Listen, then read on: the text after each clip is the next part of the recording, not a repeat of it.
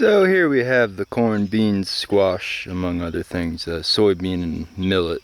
I'm not too convinced this millet's gonna come up.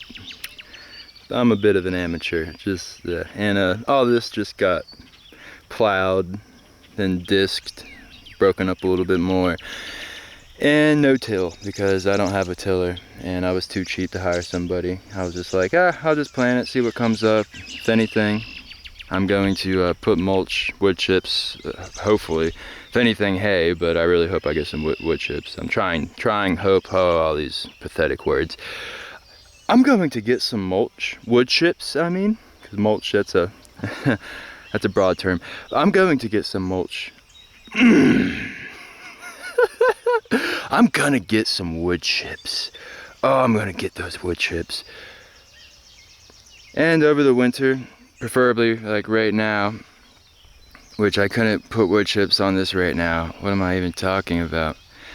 At least over the winter, this soil is going to be covered and more life's going to be able to come up out of the ground, work the soil, and bring that biological matter back down into it and make some nice, fluffy, well, nutrient composed soil.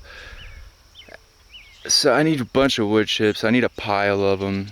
And then if I just get the pile, that's what I was trying to talk about. Right now, it takes about a year. It could be less than a year, but just say a year. For the realists out there. For wood chips to stop taking all the nitrogen out of the soil and to decompose a little bit more. You can't just put straight fresh cut wood chips on what you're trying to mulch because it's going to soak up all that nitrogen. I mean, you can do it, but then you got to put a nitrogen supplement or something with it, and there's not too many of those that's not synthetic. I actually don't know what you could put on it that's not synthetic that does it immediately. You have nitrogen fixers, the legumes, or however you want to pronounce it.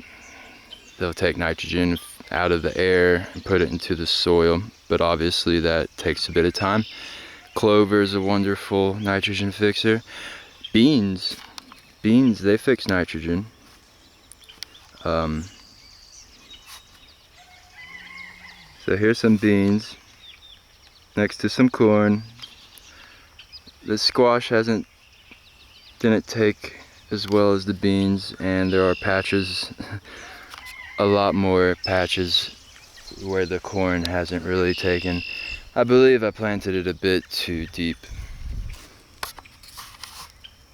Here's a squash, a bean, and a corn, and another corn, and okay. So I need to take some of those corn out, take some of that corn out, and transplant it to where the corn didn't come up. And I think by doing that I'll save face here.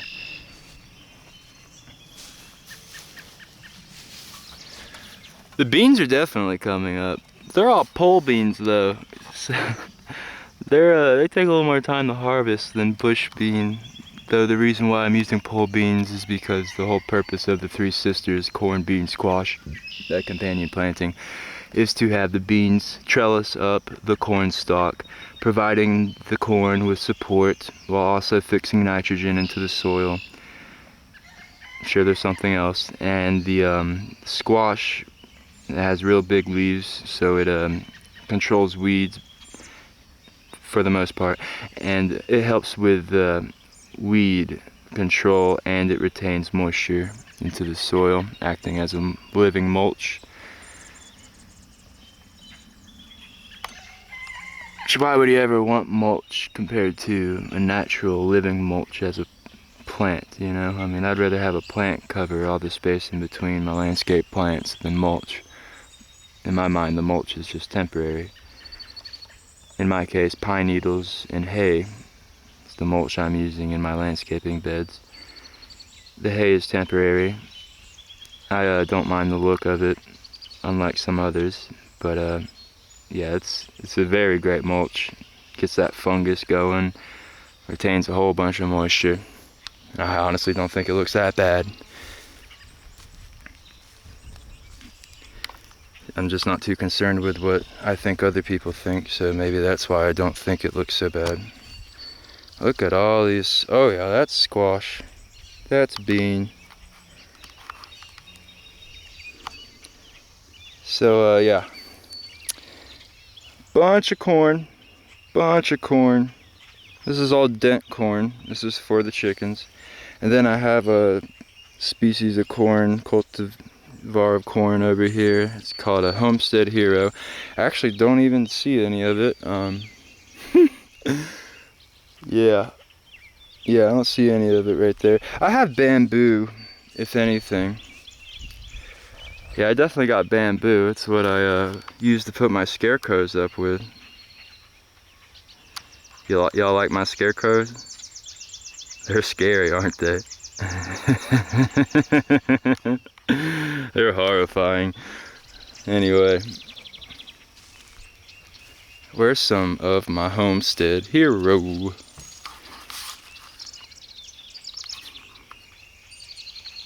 It's hard finding where my screen is and where I am in real life here. Okay, here's me corn. There's a Homestead Hero. That's good for flour, tortillas.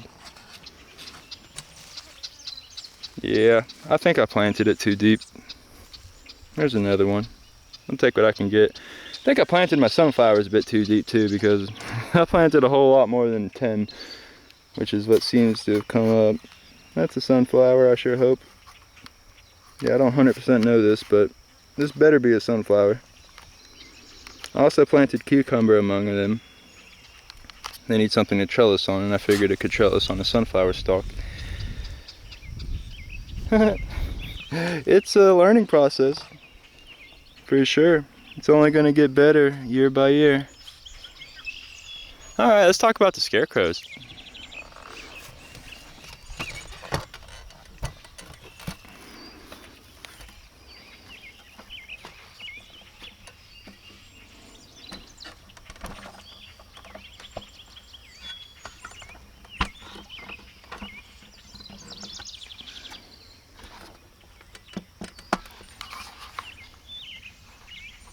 Yeah, these should keep a whole lot more than just birds away.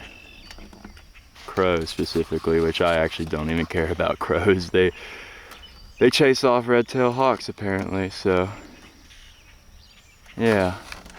Honestly don't mind crows.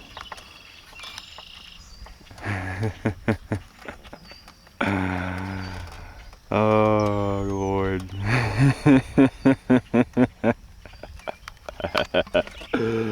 I love my scarecrows. Oh, I love them.